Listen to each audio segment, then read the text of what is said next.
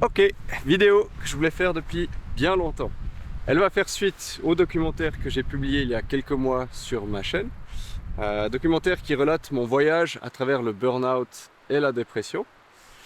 Mais peut-être, avant d'aller plus loin, je me présente succinctement au cas où on ne se connaît pas. Je m'appelle Dylan, j'ai 30 ans, je suis passionné de photos, de vidéos et de nature. Je me trouve actuellement en Suède pour filmer ça. Et j'aimerais t'expliquer un petit peu ma démarche. Pourquoi est-ce que je suis assis au milieu de la forêt en train de me filmer et de te parler. Le documentaire dont j'ai parlé précédemment s'appelle Ma promesse. Le titre est assez évocateur. C'est en fait la promesse que je me suis faite à moi-même lorsque j'étais au plus bas de parler de ces sujets-là de santé mentale si je m'en sortais. Et de cette démarche-là, on est sorti le film que j'ai pu présenter à plusieurs festivals, dans plusieurs séances au cinéma. Ça a été une expérience incroyable, enrichissante à souhait, autant pour moi que pour les gens présents, je crois, de ce que j'ai pu avoir comme retour. Et je tiens à faire cette vidéo parce que j'ai envie d'apporter des informations complémentaires.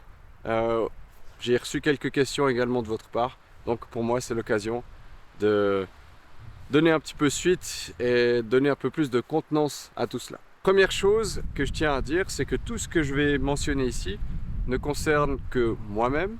Donc forcément, on a tous des ressentis, des sensibilités différentes. Ce que je vais dire ici n'est pas forcément juste pour tout le monde, donc je te demanderai de faire preuve de discernement à l'écoute de ce que je vais te dire. On m'a demandé si le fait d'en parler, de m'exposer autant, avec autant de vulnérabilité, si ça me faisait pas un petit peu mal à l'intérieur et qu'est-ce que ça me fait d'en reparler encore aujourd'hui.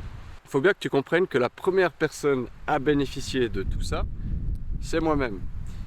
Ça a été une véritable thérapie de pouvoir en parler, de pouvoir exprimer mes ressentis, mes idées de manière créative par ce que je pense savoir faire en photo ou en vidéo.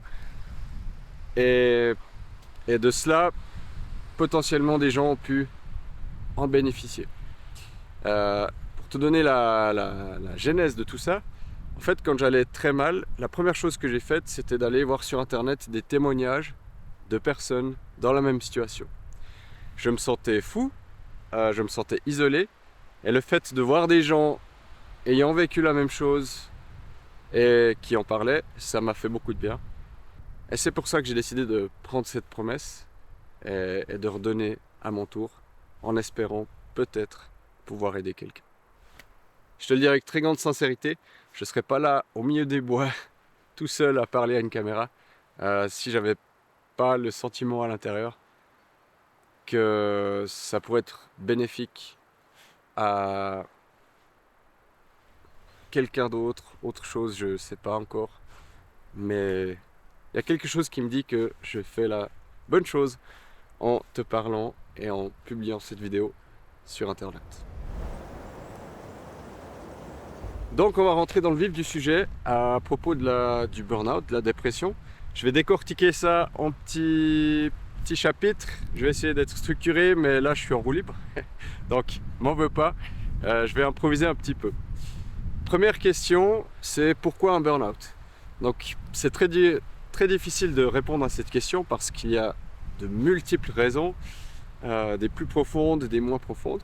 Donc premier point, je pense le plus profond, ça a été le manque d'estime de soi. Donc la relation que j'avais avec moi-même qui a vachement joué dans la balance. Depuis que je suis petit, j'ai un peu l'impression de ne pas être à ma place et de ne pas être légitime. De ne pas être légitime d'être là en fait. Et je ne sais pas exactement d'où ça vient, mais c'est quelque chose avec laquelle je dois encore travailler. Mais je m'en sors. Hein. Deuxième gros point, je pense, c'était une relation, et le vent se lève, une relation de couple toxique avec quelqu'un qui ne me voulait pas nécessairement du bien. On peut parler, je pense, d'une relation abusive.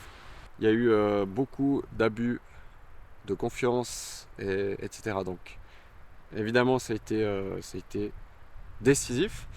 La perte de sens également dans mon travail et plus globalement dans la vie. En fait, je ne savais pas exactement pourquoi est-ce que je me levais chaque matin. Je me sentais inutile dans mon travail, dans ma vie de manière générale. Et ce sentiment-là, forcément, a été destructeur. J'ai donc essayé d'autres choses, ça n'a pas marché. Par rapport au travail, je travaillais énormément aussi. Donc très peu de temps pour juste respirer et juste être sans faire. Ça a été, je pense, une erreur. Si on peut appeler ça une erreur, parce que finalement, c'est quelque chose que j'ai pu tirer des leçons de cela. Donc, erreur ou pas, peu importe, ce sont juste des mots. Dans cette courte fenêtre de temps est aussi arrivé un événement tragique où j'ai perdu un ami qui s'appelle Dylan. Cet événement évidemment a été très soudain et très injuste et j'ai ressenti énormément de culpabilité à la suite de cela. Et donc forcément tout cela s'est additionné. J'ai tenu quelques mois avant que ça finisse par vraiment exploser. Au niveau des symptômes, je pense que c'est intéressant d'en parler parce que c'est des choses que lorsque l'esprit n'est plus écouté, le corps se fait entendre. C'est beau ce que je dis. Je sais pas d'où je sors ça, mais c'est très banal en fait. Mais je me suis fait un petit kiff. Le premier symptôme, je pense que ça a été les maux de tête que j'ai eus de façon très régulière. Ensuite sont arrivées les premières insomnies, donc très ponctuelles par-ci par-là. J'ai aussi eu des pertes d'équilibre. C'était très étrange. J'avais l'impression en fait d'être dans un mirage, dans un rêve où c'était très très étrange. Je ne comprenais pas vraiment tout ce qui se passait. Donc tout ça a commencé de manière très lente. Et puis au final ça s'accélère au fur et à mesure. J'ai ensuite eu le zona, donc qui est une sorte de rappel de la varicelle, qui s'est mis là. C'est en fait une plaque rouge. Et ça, c'est typiquement un symptôme de gros stress et d'anxiété. Les insomnies sont devenues quotidiennes. Je ne dormais quasiment pas, en fait, peut-être 1-2 heures par nuit. Et ça a vraiment été, je pense, le plus difficile, le manque de sommeil. En fait, le stress, c'est une réaction naturelle à des événements, situations dangereuses, etc. Pourquoi ton cerveau accepterait de s'endormir s'il se sent en danger ou en stress? Ça marche pas. Donc, les insomnies étaient vraiment terribles. Je suis tombé dans ce que j'appelle la folie consciente, c'est-à-dire que je me sentais fou, je savais que ça n'allait pas et j'en étais conscient. C'est un sentiment très étrange et très difficile de s'en sortir également. Le burn-out, c'est en fait une pression, un stress qui s'ajoute. Donc tout ça monte. Et ensuite on arrive au point de rupture, ce qu'on appelle le burn-out, où vraiment c'est le corps qui dit là je peux plus. Dans mon cas, ça s'est déclaré pour une raison qui ne devrait pas créer ce genre de réaction. C'est simplement ma voiture. C'était une petite Ford Fiesta qui valait pas grand chose, a eu des problèmes mécaniques qui en fait coûtaient plus ou moins le prix de la voiture, voire même plus. Et je devais donc prendre une décision, qu'est-ce que je fais avec ça? Est-ce que je la garde? Est-ce que je répare? Et cette simple prise de décision m'a plongé dans une crise d'angoisse où j'ai dû m'enfermer dans les toilettes pendant, je pense, 1 heure. Je tremblais, je transpirais, je ne comprenais pas ce qui m'arrivait. Le cœur battait à 1000 à l'heure.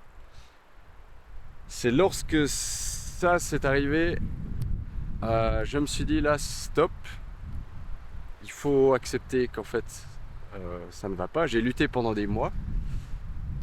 Là, c'est le moment de poser les armes et d'accepter le, la fatalité.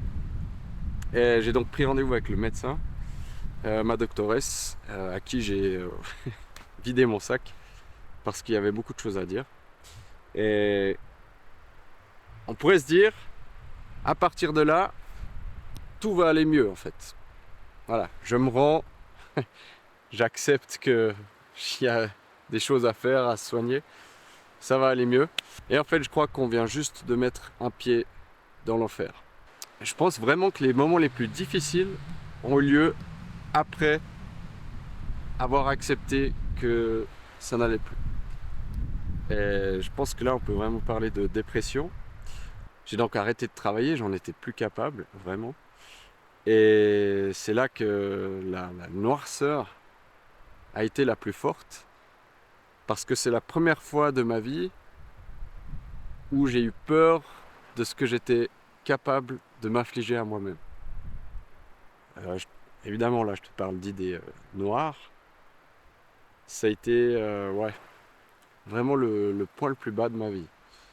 Et je pense que j'ai eu beaucoup de chance de tourner du bon côté. Je pense pas avoir eu quelque chose de spécial qui m'a fait m'en sortir. C'est beaucoup une question de timing. Je pense que des petites choses font la différence et on peut vite balancer d'un côté ou de l'autre. Heureusement, j'ai choisi la vie et j'en suis très content. Vraiment. Très reconnaissant aujourd'hui. Et forcément, quand on est dans ces moments-là, la vision n'est pas aussi claire et pas aussi facile à comprendre. Je te parlais avant de la culpabilité que j'ai pu ressentir. Elle s'est intensifiée lorsque j'ai dû rendre les armes. Parce que, on va pas se mentir, j'ai quand même une vie cool. Dans le sens où j'ai tous mes besoins primaires qui sont remplis. Bon, mis à part le sommeil à ce moment-là. Si tu regardes un peu le monde autour de toi, tu as quand même le sentiment d'être assez privilégié en fait. Pourtant, j'avais envie de mourir. Il y a quand même une dissonance assez monstrueuse là-dedans qui m'a amené à culpabiliser énormément en fait. Mais quel ingrat de ne pas avoir envie de vivre alors que t'as tout. En fait, je me détestais pour ce que j'étais parce que regarde-toi. Ah, désolé, je vais utiliser un sale mot, mais là, mais quelle merde. T'es vraiment qu'une merde. T'es pas capable d'assumer ton boulot. T'es pas capable de garder une relation. Et maintenant, t'es couché dans ton lit H24 dans le noir. Alors que il y a plein de gens qui rêveraient d'être à ta place. Voilà, c'est des paroles dures, mais il faut bien t'imaginer que ça s'imprégnait dans ma chair. Donc le ressenti en était encore plus décuplé. Donc ça c'était plutôt la noirceur. Maintenant ce qui va être intéressant c'est un petit peu comment est-ce que j'ai pu remonter la pente. Je pense pas qu'il y a eu d'outils magiques. Évidemment j'ai commencé à avoir 2 thérapeutes qui m'ont énormément soutenu et aidé. Et bon Dieu que ça faisait du bien d'aller leur parler. Si je pouvais donner quelques recommandations parce que ça peut être intéressant. Alors les premiers temps sont super durs. Ça va vraiment être des petites étapes qu'on va cumuler chaque jour, et qui vont agrandir en fait la marge de manœuvre. Je vais te donner un exemple. Si tu commences à faire une pompe par jour, c'est fort probable qu'après une semaine, tu arrives à en enchaîner 2. Après un mois, tu seras peut-être à 10, voire même à 20. Ce que j'ai beaucoup apprécié, ça a été de réveiller mes sens. Parce que dans le stress total, tu n'écoutes plus ton corps, tu n'écoutes plus tes ressentis. Donc pense à quelque chose qui te stimulait dans ton enfance. Qu'est-ce qui était... Quand tu penses à un bon souvenir, un bon plat que tu mangeais quand tu étais petit, ou des choses comme ça, des odeurs, euh, réveille tes sens. Réveille tes sens si tu le peux. L'activité physique, évidemment, c'est, je pense, un point crucial. Tout est lié. Mental, physique, ça va de pair. Donc, marche, par exemple, peu importe, en fait, bouge, active ton corps, ça va avoir une influence positive, pour sûr. Évidemment, un des gros points pour moi, ça a été la nature, là où je me trouve maintenant. C'est une passion pour moi, enfin j'ai un amour incroyable pour ça, donc c'était assez naturel. Mais même si c'est pas le cas pour toi, en fait la nature, c'est, que tu le veuilles ou non, tu en fais partie, tu es la nature. Et là aussi, ça va t'apporter une paix que tu trouveras, je pense, nulle part ailleurs. Après, il faut savoir l'observer, il faut savoir la vivre. Mais si tu peux lier activité physique et nature, ça va faire du bien. Observe les petites choses. Il y a tellement de détails autour de nous et tellement de choses que l'humain n'a pas eu besoin de toucher ou de créer et qui sont fascinantes. Et ça te... Je pense que ça te permet de te retrouver à ta place. En tout cas, c'est mon point de vue. C'est ce qui m'a bouleversé également. On m'a aussi demandé si j'avais pris des médicaments pendant cette période-là. Alors non, j'ai eu la chance d'avoir une doctoresse qui m'a plutôt proposé des produits naturels en premier lieu. Et si vraiment ça s'empirait, évidemment, on aurait pu voir autre chose. C'était aussi mon état d'esprit, je voulais à tout prix éviter d'en prendre parce que c'est peut-être un a priori, mais je pense que ça peut créer une certaine dépendance et je voulais vraiment éviter ça. Euh, Bien que je pense que les médicaments dans les antidépresseurs, etc., peuvent avoir un effet salvateur dans certains cas. Si on peut les éviter, je pense que c'est encore mieux. Mais évidemment, chaque cas est unique et je n'ai pas la science infuse, je ne suis pas docteur, donc c'est qu'un ressenti.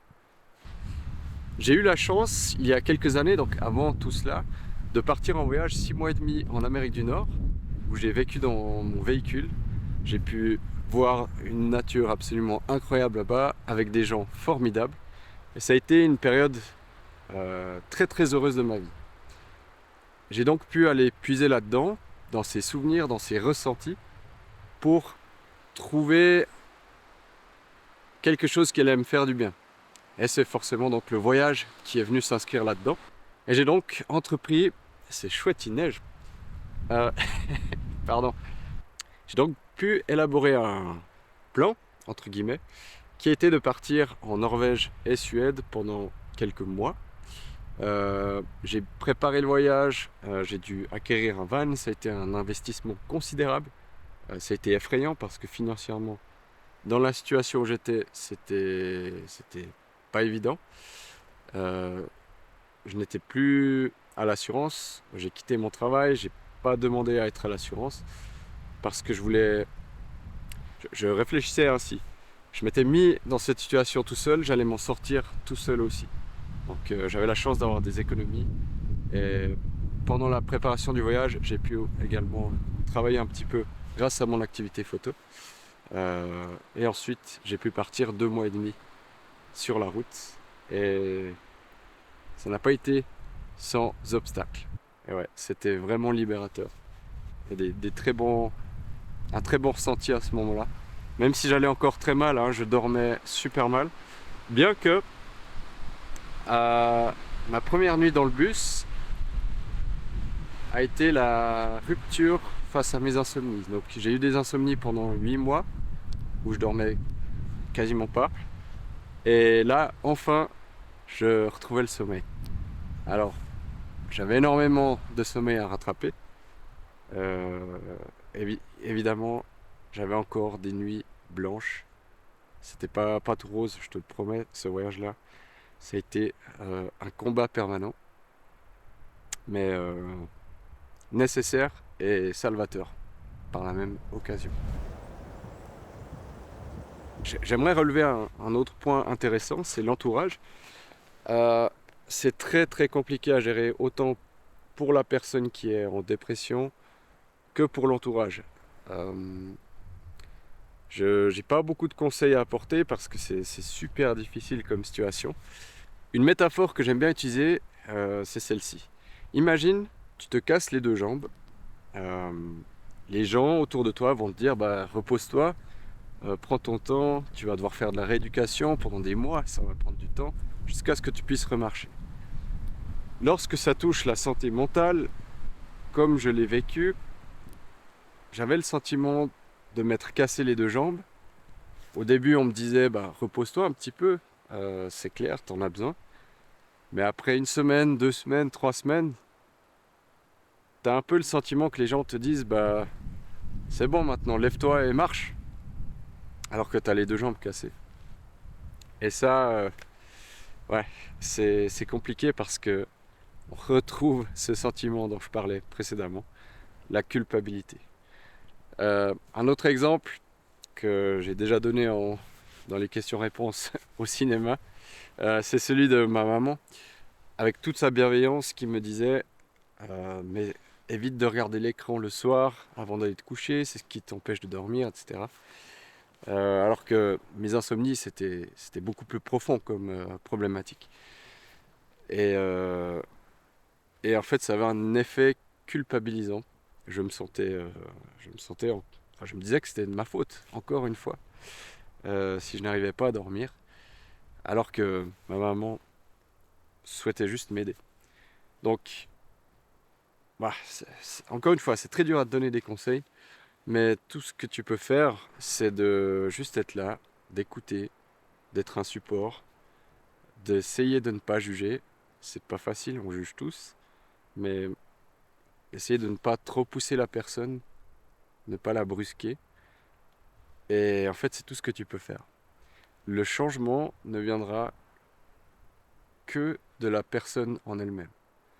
Tu peux essayer tout ce que tu veux, tu vas te plier en quatre pour quelqu'un, ça ne fonctionnera pas en fait. C'est impossible. Et c'est triste parce qu'on a tous envie d'aider et de voir ses proches aller mieux. Mais je crois qu'on est un peu impuissant, donc juste être là, écouter, respirer ensemble. Il n'y a pas grand-chose de plus à faire.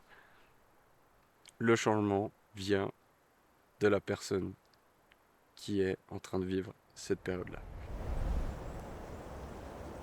Je souhaitais également parler de la santé mentale, plus particulièrement auprès des hommes.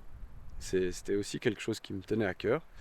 Bien que mon message s'adresse évidemment à tout le monde, en Suisse, les hommes se donnent 4 fois plus la mort que les femmes, si je dis pas de bêtises, c'est dans ces proportions-là. Et c'est terrible en fait. Il y a quelque chose de tabou, et je pense que de voir des hommes s'exprimer à ce sujet-là, ça peut juste faire du bien. Et d'après les retours que j'ai eus, encore une fois, des gens qui ont vu mon documentaire, c'est le cas. Et, et j'invite aux hommes à en parler un peu plus. Je veux pas pousser non plus le statut victimaire. C'est quelque chose qui est absolument à éviter. Mais il faut avoir conscience qu'il y a des problématiques. Et la santé mentale chez les hommes en est une. Parce que ça, je pense que c'est un exercice qui est triste. Mais pense aux gens que tu connais qui se sont malheureusement ôté la vie. C'est fort probable que ce soit en majorité des hommes.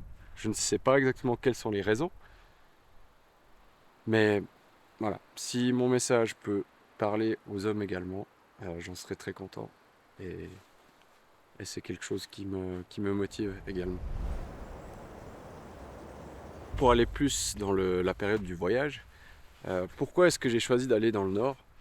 Euh, j'ai toujours eu, depuis que je suis tout petit, une admiration pour les environnements nordiques, donc tout ce qui est dans l'hémisphère nord, donc surtout principalement au niveau de la nature, de la faune, des énormes espaces qu'on trouve ici, des forêts à l'infini, des animaux absolument incroyables. J'adore ma Suisse, je suis profondément fan. C'est un pays incroyable, on a des paysages fantastiques. Mais je remarque de plus en plus que je me sens un peu à l'étroit euh, à la maison. Il y a de plus en plus de monde et évidemment c'est tellement petit, serré que en fait, j'ai besoin de me retrouver dans des énormes espaces comme là où je suis maintenant, en forêt suédoise, parce que je m'y sens vulnérable et cette vulnérabilité-là face à la nature, bah purée, c'est une dose d'humilité qui est grandement nécessaire et qui fait un bien fou parce que ça te remet à ta place en fait. Et c'est vrai que ça, j'arrive mieux à le ressentir quand je suis vraiment là où il n'y a rien et personne. Et j'adore ça. Et je me sens bien. Tout ça me permet aussi de trouver encore plus d'inspiration, d'avoir très peu de stimulation extérieure autre que ce que la nature veut bien m'offrir. Et ça, c'est une inspiration incroyable. Et c'est une paix également qui est précieuse, très précieuse. On m'a aussi demandé si je recommandais de faire ce genre de voyage pour une personne qui irait mal. Je suis pas sûr, je suis pas sûr. Je pense qu'on a chacun son propre chemin à faire. Parce que c'est quand même rude. Je suis parti en hiver dans les pays nordiques seul, dans un van. C'était dur, mais j'avais de l'expérience là-dedans, donc je savais gérer. Quelqu'un qui n'a peut-être pas vécu ça avant cette période difficile, j'aurais du mal à lui recommander exactement cette démarche-là.